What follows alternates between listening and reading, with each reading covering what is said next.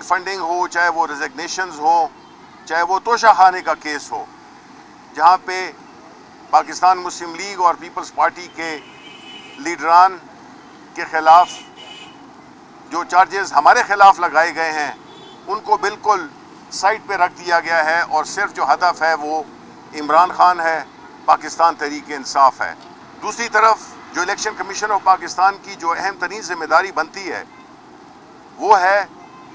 कि जो care taker setup आया हुआ है, केयर टेकर सेटअप की मुख्तलिफ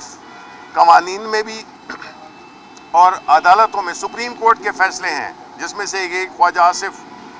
का केस है जिसमें कि बिल्कुल क्लियरली तयन किया गया है कि केयर टेकर हुकूमत क्या कर सकती है और क्या नहीं कर सकती। लेकिन हमने ये देखा है कि जिनको केयर टेकर बनाया गया, चाहे वो खैबर पख्तूनख्वा हो, चाहे वो पंजाब हो, वो पाकिस्तान तहरीक इंसाफ के खिलाफ खुल्लम खुल्ला इक़दामात कर रहे हैं, गैर आईनी इक़दामात कर रहे हैं। उनकी जो हुकूमत है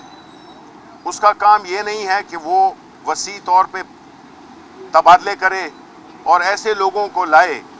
जो कि अब मशहूर हैं, जिनकी पाकिस्तान तहरीक इंसाफ से दुश्मनी